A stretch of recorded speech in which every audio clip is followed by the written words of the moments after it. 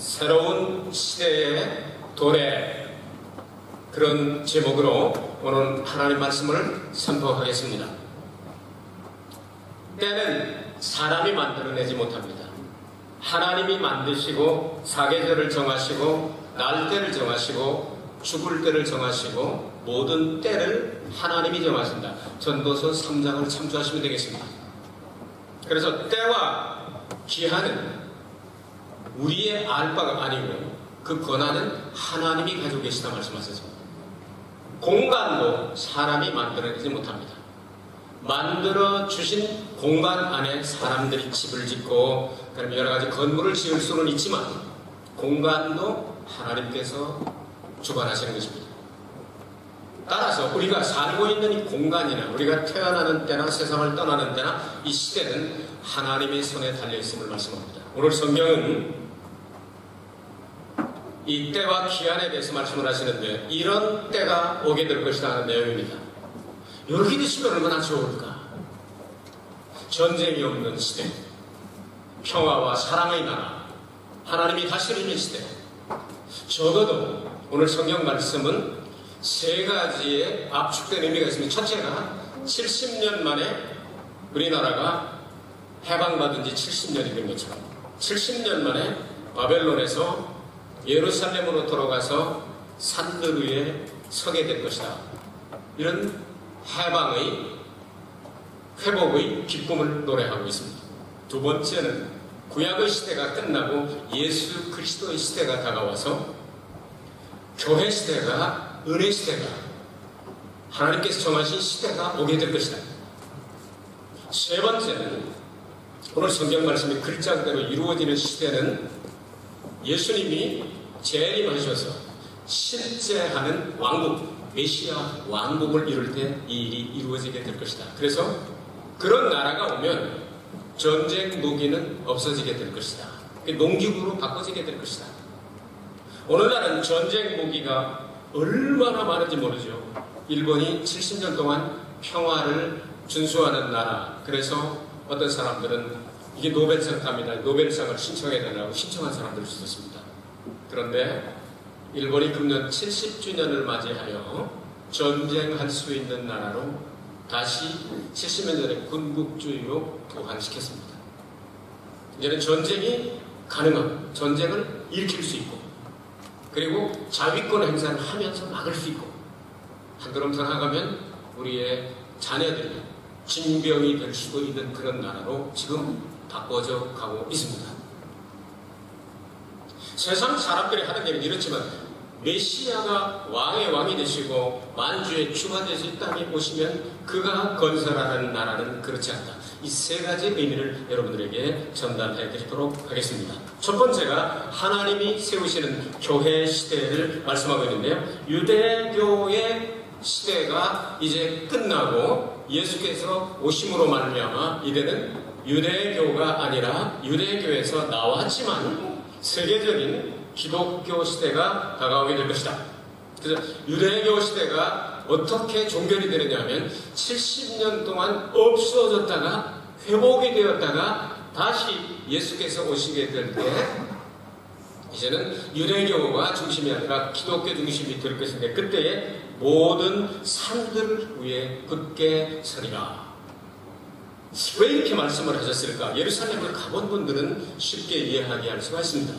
예루살렘은 이스라엘은 북쪽에 있는 헐몬산과 다볼산을 제외하고는 높은 산이 별로 없습니다.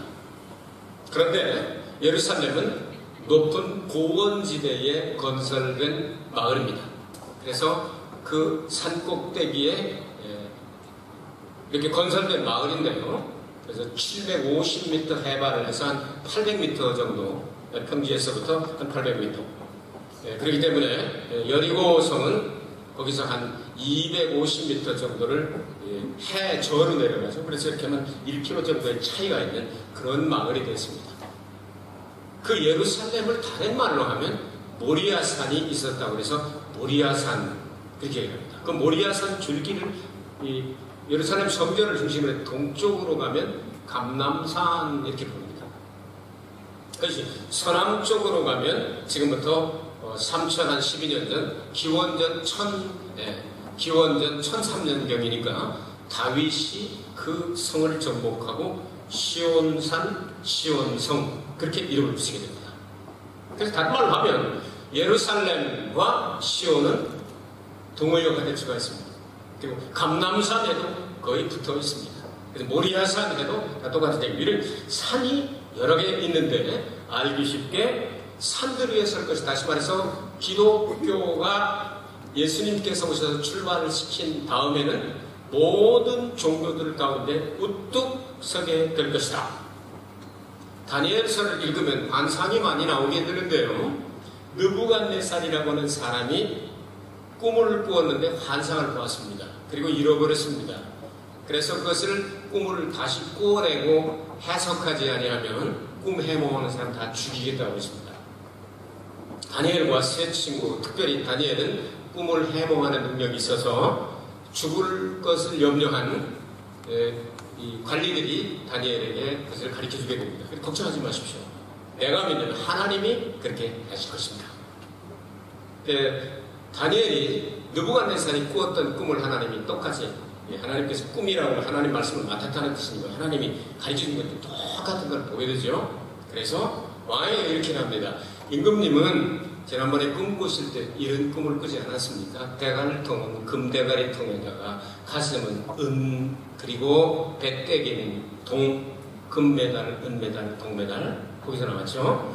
그리고 난 다음에 다리 몽둥이는 보니까 한쪽은 철 같고 한쪽은 진흙 같아가지고 석허지라는 동서로마로 갈라질 것을 보게 되죠.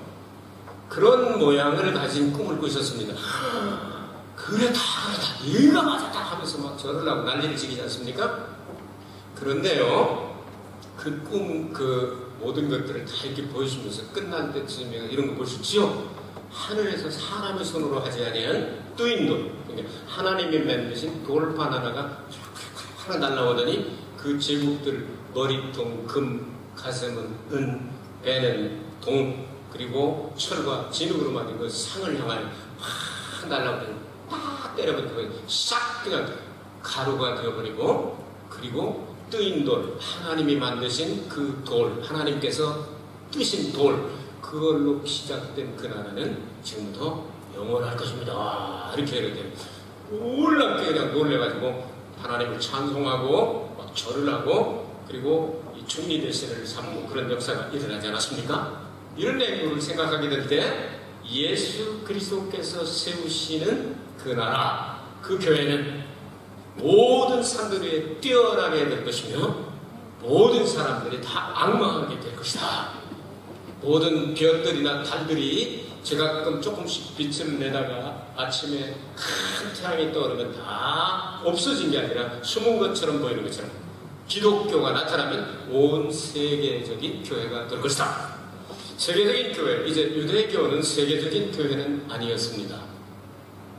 유대교는 유대인들 중심으로 해서 하나님의 율법을 자기네들이 받아서 자기네들만 사람이고 유대인이 아닌 사람은 짐승이라고 생각해서 쏘겨도 괜찮고 죽여도 괜찮고 뺏어도 괜찮고 돈 먹고 떼어먹어도 괜찮고 이런 싸가지 없는 것들을 바벨론에 가서 배워가지고 왔습니다. 그걸로 쓴 책을 우리는 탈무드라고 합니다. 탈무드가 지혜서라고 말하는데 사실은 성경을 조금씩 따다가 이용을 한 아주 나쁜 책입니다. 이 원리를 알고서 지혜로운 부분은 여러분이 따서도 괜찮겠습니다. 그런데 탈무드는 그것은 원칙적으로 하나님의 성경에 반대하는 그런 적그리스도적인 사상이 있다는 사실을 여러분이 아셨으면 좋겠습니다. 이것이 첫 번째, 예수 그리스도께서 오셔서 세우는 하나님의 나라,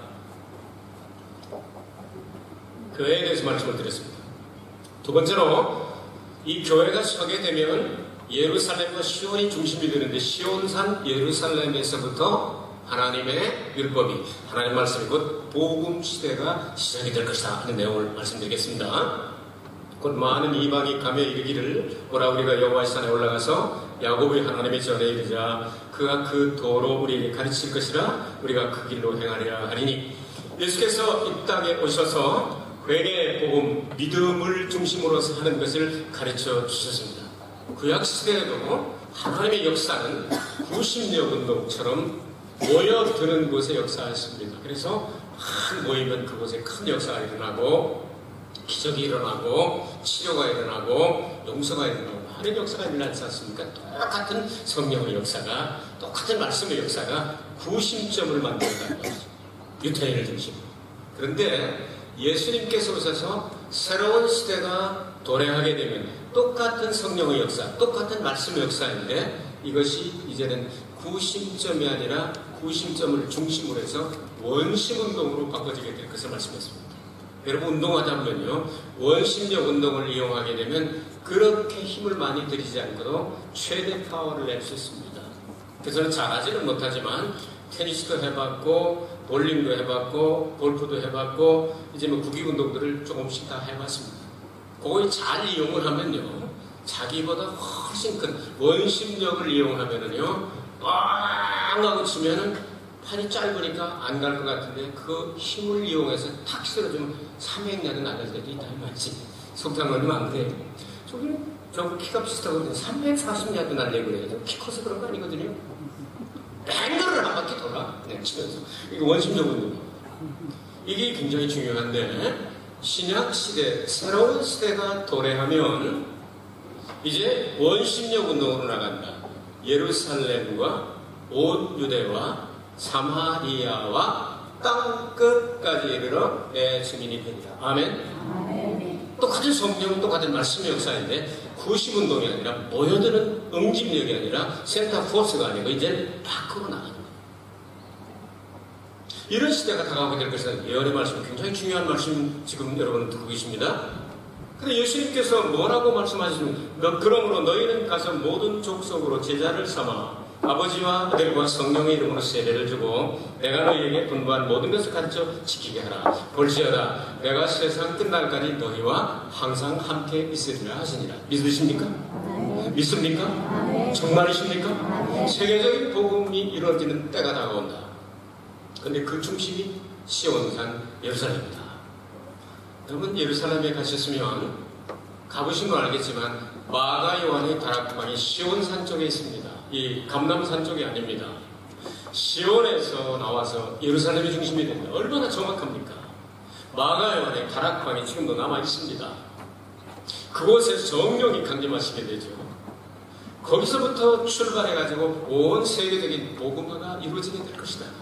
예수께서 이 땅에 오셔서 새로운 시대를 연 시대를 꾸리는 신약 시대다 이야기를 하고, 혹은 예수께서 교회를 세우시고 출발하시기 때문에 교회 시대라고도 말하기도 하고, 혹은 예수께서 십자가 달려 죽으시고 3일 만에 부활하시고 승천하시고 하나님 보좌우편에 계셔서 하나님으로부터 성령을 우리에게 보내주셔서 성령시대라고도 이야기합니다.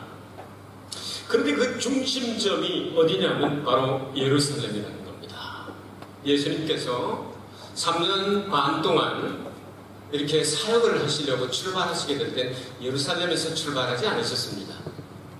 그분은 나사렛에서 한 30년을 사시기 때문에 갈릴리 호반을 중심으로 해서, 여러분 호반을 중심으로 해서 한쪽을 벳세다라고 하고 또 한쪽은 가버나움이라고 하고 또 한쪽은 거라사 지방이라고 하고 이렇게 이야기를 합니다. 그래서 거기서 산 하나 넘으면 가나, 거기서 옆 동네로 가면 갈릴리, 이렇게 다 쫄쫄쫄 이렇게 붙어 있습니다. 여기서 계속 지지고 볶고 다 이렇게 하시다가 때가 이름에 사마리아로 통행하셔야 하겠는지라. 들어오시던 외국에도 한번 또 나가시죠. 그리고 사마리아도 통과해서 이제는 마지막 생애의 모든 중심은 어디로 갑니까? 예루살렘으로 가십니다. 예루살렘을 향해 가십니다. 그래서 내가 예루살렘으로 가서 죽는다. 선지자가 예루살렘 밖에서 죽는 거 아니야. 예루살렘에서 나 죽는다. 이렇게 말씀하시고 가십니다. 그래서 예루살렘에서 피 흘려 죽으셨습니다. 예루살렘에서 예수님 부활하셨습니다.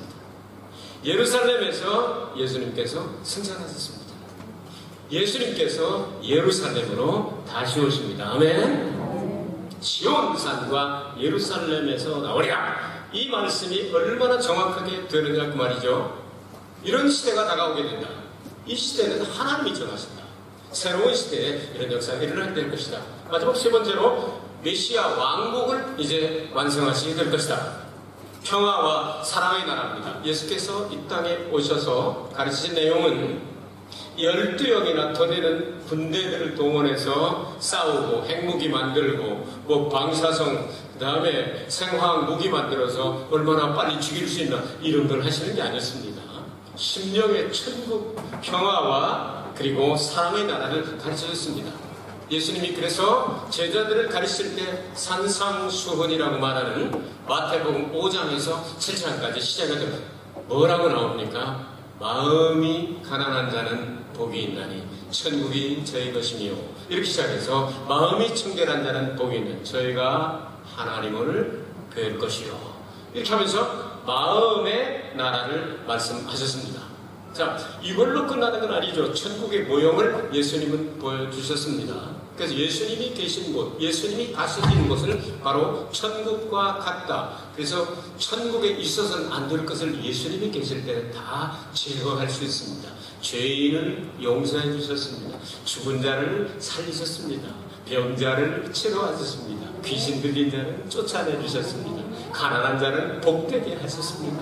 미워하는 자를 사랑을 가르쳐 주셨습니다. 아멘? 예수님 이런 모형을 보여준 예수님이 완성하시고 간 게 아니고 너희들이 좀 해줬으면 좋겠는데 내가 다시 올 때까지. 그것이 지금 교회 시대를 통하여 내적으로 우리의 심령의 천국이 이루어져 가고 있다 그 말입니다. 아멘이십니까? 여러분 예수님 믿는데도 천국이 안 보이는 분 계십니까? 아무리 봐도 지도를 찾아봐도 천국이란 나라가 없고 아무리 꿈을 꿔도 천국이 한 번도 안 데려가 주시고 이렇게 생각하지 마시고 천국이 있음을 믿게 되시길 바랍니다. 2000여 년 전에 예수님이 그 모형을 보여주셨으면 이제 그 일을 이루셔서 완성하시게 된다 그 말입니다. 언제? 새로운 시대가 도래하게 되면 그 시대는 예수님이 재림하실 때 이루게 됩니다. 그 재림하시고 이루시는 나라를 우리는 너무너무 찬란하고 영광스럽고 빛나는 나라다 해서 뭐라고 그러죠? 밀레니엄이라고 얘기합니다. 이 밀레니엄이란 말은 천년이란 뜻도 들어있지만 아주 영광스러운 나라를 이야기할 때 밀레니엄이라고 말합니다. 이 천년왕국에 대해서 오늘 성경에 보니까 만일에 여호와의 전에 산의 모든 산꼭대기 설 것이요 모든 작은 산에 뛰어나리니 만방이 거리로 모여들 것이라 많은 백성이 가며 이르기를 오라 우리가 여호와의 산을 부르며 야훼 하나님의 전에 이르자 그가 그 도로 우리에게 가르치실 것이라 우리가 그 길로 행하리라 하리니 이는 율법이 시온에서부터 나올 것이요 여호와의 말씀이 예루살렘에서부터 나올 것임이니라. 그가 열방 사이에 판단하시며 많은 백성을 판결하시리니 무리가 그 칼을 쳐서 보석을 만들고 이제 전쟁 무기 없어지는 나라가 생깁니다. 그 창을 쳐서 낫을 만들 것이며 이 나라와 저 나라가 다시는 칼을 들고 서로 치지 아니하며 다시는 전쟁을 연습지 아니하리라. 천년왕국에 들어가면 전쟁이 없어지는 나라가 된다. 평화의 나라가 이루어진다. 새로운 시대가 도래하면 그 나라가 이루어지게 될 것이다. 아멘. 그 나라에 들어가게 될 때 예수님 재림할 때 1차 부활에 참여한 사람들은 천국과 직결을 해서 영원한 천국 그 나라는 우리가 보던 그런 하늘과 땅은 없어집니다. 우리가 지금까지 보고 있는 이 산도 땅도 바다도 다시 있지 않게 됩니다. 그 나라는 영원한 천국의 나라인데 우리는 신학적으로 여러 가지 연구 과정에 있습니다만 그 나라에 1차 부활에서 들어간 사람을 그렇게 강조하는 내용을 보면 천년왕국 시대에 부활에 참여하지 못한 사람들이 들어갈 가능성을 성경은 조금 열어놓고 있습니다. 그러니까 예수님은 만왕의 왕이 되시고 만주의 주가 되시고 1차 부활에 참여한 사람들은 분봉 왕이 되어서 백성들을 다스린다고 말씀하고 있지 않습니까? 그 백성이 누구인가는 우리는 지금까지 확실하게 성경에 기록되어 있지 않기 때문에 정말 넉넉하게 부활해서 그 나라에 먼저 들어가는 사람이 있는가 하면 천년이 찰 때쯤에서 곡과 마곡이 전쟁이 일어나고 사탄이 잠시 동안 풀려나와가지고 사람들을 유혹해서 예수를 믿지 않는 사람은 영원한 불못 지옥으로 던져넣겠다고 말씀이 계시록에 나와 있지 않습니까? 그래서 우리는 거기에 대해서는 연구 과정에 있기 때문에 모든 신학자들이 이거다 하고 해답을 말한 사람은 없습니다. 이럴 것이다죠. 저도 요한계시록을 써놨습니다. 이제 여러분들에게 언젠가는 이게 이제 배포가 될 터인데요. 그런 내용들이 나오고 있습니다. 어쨌든 예수께서 오시게 되면 영원한 천국과는 다른 천년 왕국이라고 불려지는 밀레니엄에 들어가게 될 것이다. 이것이 끝나게 될 때 백보좌 심판, 큰 보좌의 심판이 있고 두 번째 부활하는 사람, 영원한 불못에 들어가 지옥에서 고통당하려고 부활하는 사람들, 이 사망과 거짓 선지자나 사탄과 모든 용들 다 잡혀서 불못에 빠뜨려지게 될 터인데, 그리고 난 다음 우리가 가는 나라는 새하늘과 새 땅이다. 이전 것은 다 지나갔다. 다시 보이지 않더라. 바다도 다시 지지 않더라. 하늘도 땅도 옛날 것이 아닌 영원한 천국으로 우리는 들어가게 될 것이다. 아멘. 이것이 바로 예수 그리스도께서 재림하셔서 천년왕국을 거쳐서 영원한 왕국을 완성하는 이런 과정으로 성경은 설명을 하고 있다는 말입니다. 오늘 이 말씀이 얼마나 중요하든지 한 번 나와도 성경은 중요하지만 이사야서 1장을 읽으면 똑같은 내용이 나와 있지 않습니까? 다시 말해서 이상적인 나라, 전쟁이 없는 나라, 무기가 없는 나라, 농기구로 농사를 지으며, 그러니까 천년왕국 된 농사를 짓는다는 얘기죠. 이런 내용들을 말씀한 내용이 성경에 기록이 되어 있습니다. 이제 예수께서 재림하셔서 이 천년왕국 끝나고 난 물과 성령으로 거듭난 사람, 1차 부활에 참여한 사람들은 말할 필요도 없고 아주 부끄럽게 구원받는 사람, 천년왕국 시대에 아주 부끄럽게 구원받는 사람과 함께 하나님의 완성된 메시아의 왕국에 들어가게 될 것이다. 미가는 그렇게 예언을 하고 있습니다. 여러분, 시대는 사람이 만들어내지 못합니다. 공간도 사람이 만들어내지 못합니다. 하나님만이 그것을 하시게 되는데, 이 역사의 공간 속에 예수 그리스도께서 때가 참에 이 땅에 오셔서 사람이 되셔서 말씀이 육신이 되셔서 우리 가운데 거하셔서 은혜 받은 사람들이 영안이 열려 바라보니 하나님의 독생자의 영광이요 뭐가 충만하더라? 은혜와 진리가 충만하더라. 아멘. 이런 것들을 생각하면서 우리 오늘 말씀을 해석해 보았습니다. 오늘 말씀은 세 가지 의미가 있습니다. 이스라엘이 70년 만에 바벨론 포로에서 회복되어서 많은 산들 위에 굳게 서져서 유대교가 다시 회복되지만 이제 다시 예수님께서 오실 때는 교회가 서게 될 것이다. 그래서 예수님은 예루살렘에 가면 많은 산들과 그리고 이 언덕들이 다 연결되어 가지고 산맥처럼 되어 있는데, 그 중에 하나가 무슨 예수님 십자가 달린 언덕이 무슨 언덕이죠? 골고다 언덕이죠.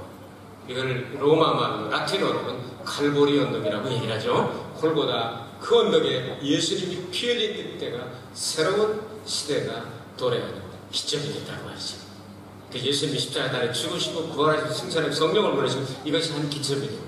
이제 예수님이 교회 시대, 은혜 시대가 끝날 때 이 땅에 재림하실 때가 새로운 시대가 도래하게 됩니다. 거기는 천년 왕국이 될 겁니다. 그때 마귀는 천년 동안 묶임받아서 사족을 못 쓰게 될 것입니다. 그게 마귀가 없으니까 얼마나 살기가 좋은 것이에요. 사망을 그림자 역사하지 못해가지고 그때는 100살에 죽는 사람이 어린애다 그렇게 나왔어요. 그게 천년 왕국이요. 천년산. 아담도 타락했지만 천년 가까이 살았지 않습니까? 그런 시대에 우리가 간다고 말이지. 별로 그렇게 감동도 없어요. 여러분, 이제 감동 받아야 되는 거예요. 그런 시대를 위해서 예수님이 새로운 시대에 도래하시게 된 그 기점은 바로 예수께서 때가 참에 이 땅에 오셔서 사람이 되셔서 우리처럼 피를 가지고 계셔서 피 흘리시고 몸을 찢어서 성찬을 우리에게 주시고 새로운 계약을 맺어주시고 이제 다시 오실 때는 이런 게 아닙니다. 하늘의 모든 영광을 다 뛰시고 천사들을 다 동원하셔가지고 얼마나 크게 나팔을 불어대든지 전 세계에 있는 예수 믿는 사람들 나팔을 불 때 나의 이름, 나팔 불 때 나의 이름 하면서 이 세상에 재림하셔서 새로운 시대가 도래하게 될 것이고, 그것으로 끝나는 것이 아니라 그 다음 단계는 시간을 초월할 수 있는, 공간을 초월할 수 있는, 지금 우리의 쬐끄만 머리통으로는 이해가 되지 않는 하나님의 세계에 들어가서 영생 공락을 누리게 될 거다. 생각만 해도 감사해야 된다. 이런 세계 얘기하니까 밥 먹고 사는 거는 별 관심이 없네, 그 연결이 없네 이러지 말고, 여러분 많이 잡수시고 계시다가 지옥하시면 안 됩니다. 천국 사모합시다니. 진짜 믿읍시다니. 이건 공상 얘기가 아닙니다. 공상 만화 영화가 아닙니다. 실제 합니다. 그 나라를 바라보게 됩니다. 이 현실 가운데서도 삶이 힘들고 어려울지라도 내 마음의 천국을 누리면서 크리스찬답게 예수 그리스도의 편지가 돼서 누가 읽어도 예수님의 모습이 나타나고, 예수 그리스도의 향기가 돼서 누가 맡아도 예수님 냄새가 날 수 있는 진짜 크리스찬들 되기를 저는 기대합니다. 하나님 아버지 진심으로 고맙고 감사합니다. 이 땅에 주의 나라 빨리 임하게 하옵소서. 예수 그리스도 이름으로 기도하옵나이다. 아멘.